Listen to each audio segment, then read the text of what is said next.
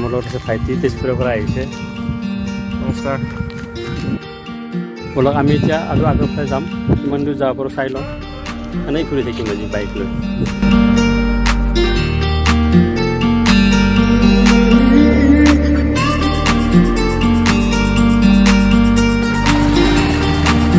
ৰাস্তা বেয়া, গাঁৱৰ ভিতৰৰ ৰাস্তাবোৰ বহুত বেয়া হৈছে।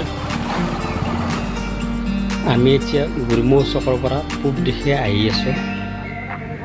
এনেকৈ গৈ থাকিলে আমি গাছবাৰী চক পাই যাম আৰু এনেকৈ গৈ থাকোঁতে যিমান পাৰোঁ ঠাইসমূহৰ চিনাকি দি যাম।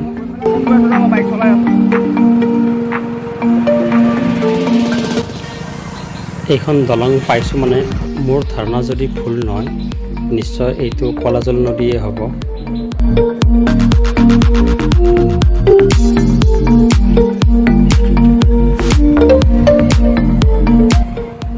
এইখিনি ঠাই পূবপাৰৰ লখৰা বুলি কয় আৰু অলপ ঠাই গ'লে আমি গাছবাৰী চক পামেই আৰু।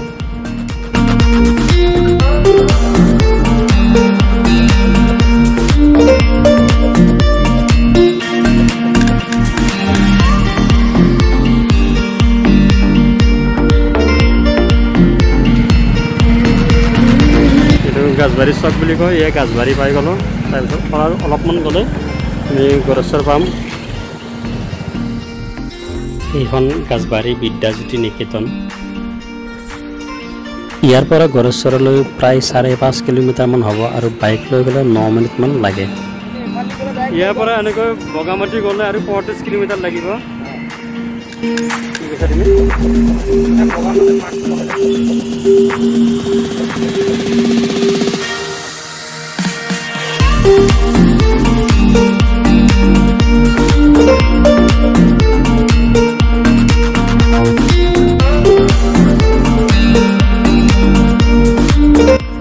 আমি লাহেকৈ এতিয়া গড়েশ্বৰ পামেই আৰু।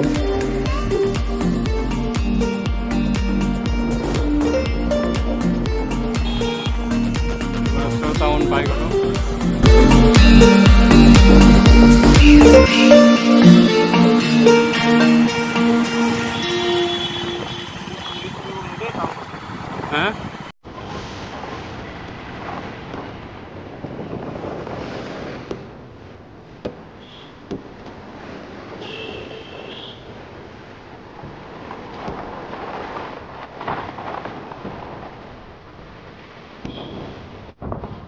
এতিয়া সকলো দোকান খোলাই আছে, অলপ পিছত হয়তো এই সকলো দোকান পোহাৰ বন্ধ কৰিব।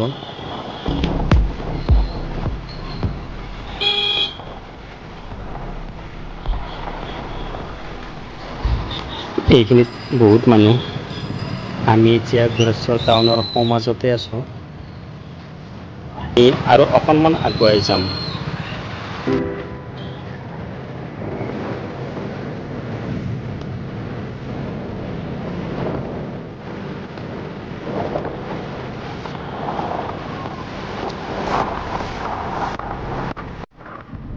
এইখন গড়েশ্বৰ হায়াৰ ছেকেণ্ডাৰী স্কুল আৰু ইয়াৰ লগতে এখন ডাঙৰ ফিল্ড।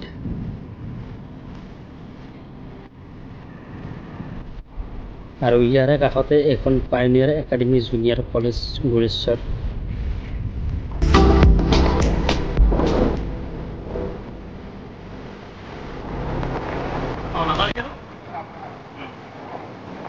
গাঁও পাম আকৌ ইয়াৰ পৰা আৰু নাযাওঁ, আমি ইয়াৰ পৰা ঘূৰি যাওঁ।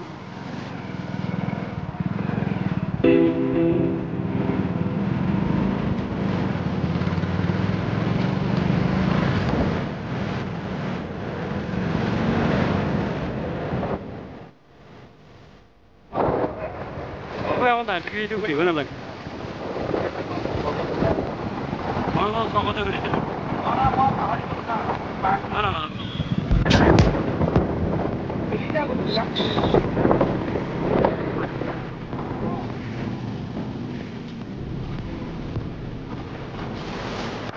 ইয়াৰ পৰা আমি পোনে পোনে বিধিয়া চকলৈ যাম, তাৰ পৰা ঘৰ যাম।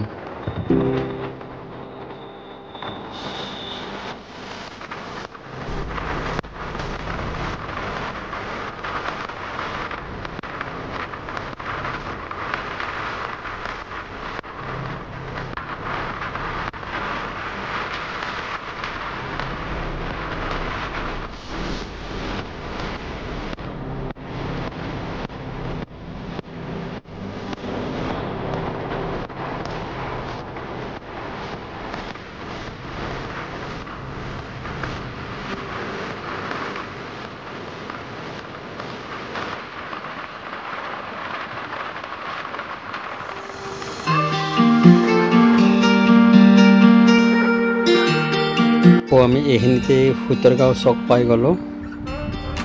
ইয়াৰ পিছত মুক্তাপুৰ, তাৰপিছত বিধিয়া এনেকৈ পাই যাম।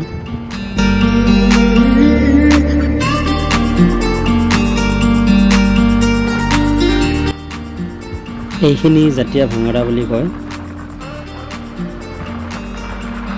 ইয়াৰ পিছতে আমি মুক্তাপুৰ পামেই আৰু।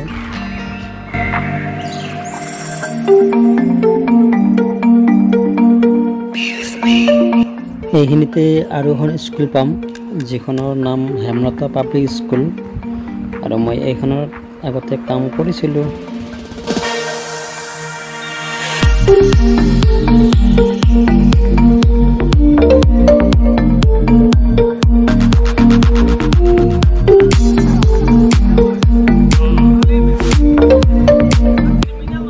আৰু এইখিনিতে আমি এতিয়া পাই গ'লোঁ মুক্তাপুৰ।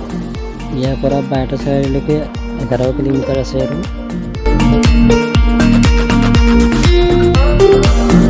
আমি মুক্তাপুৰ চক এৰি আহিলোঁ, আৰু এনেকৈ আমি কিছু দূৰ অহাৰ পিছত এইবাৰ আমি পাই যাম বিধিয়া। এয়া পাই গ'লোঁ বিধিয়া, আৰু আগলৈ এয়া বিধিয়া চক। বিধিয়া চকত সোমাই গ'লোঁ আমি। ইয়াৰ পৰা ৰাইট চাইড অৰ্থাৎ সোঁফালে ঘূৰি আমাৰ ফালে যাম এতিয়া। এয়া বিধিয়া চকৰ পৰা সোঁফালে অৰ্থাৎ বিধিয়া চকৰ পৰা পশ্চিম ফালে আমি ঘূৰি আহিলোঁ। এনেকৈ পশ্চিম ফালে গৈ আছোঁ। বিধিয়া চক এৰি যাম এতিয়া।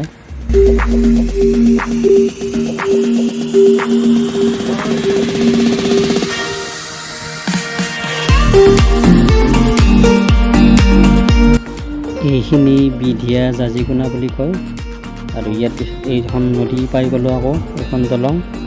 এইটো নদী মানে আকৌ খলাজল নদী পাই গ'লোঁ। আৰু ইয়াৰ লগে লগে আমি পাই গ'লোঁ এয়া কাছকাটা বজাৰ। ইয়াত বহুত ডাঙৰ ৰাস হয়।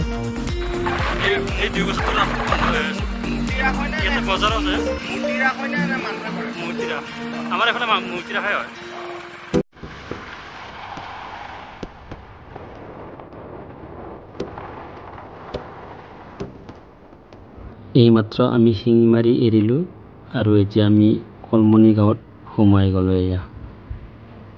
এয়া কলমনি। আৰু অৱশেষত আমি আহি এতিয়া আকৌ আমাৰ ঘৰ পাই গ'লোঁ। আজি আপোনালোকে আমাৰ লগত ইমান দূৰ ঘূৰিলে তাৰ বাবে অশেষ ধন্যবাদ জ্ঞাপন কৰিছোঁ। আৰু যদি চেনেলটো আজি প্ৰথম আহিছে তেনেহ'লে ছাবস্ক্ৰাইব কৰিব। যদি ভিডিঅ'টো ভাল পাইছে লাইক, কমেণ্ট আৰু শ্বেয়াৰ কৰিব। গতিকে ধন্যবাদ আকৌ জনাইছোঁ। আকৌ লগ পাম।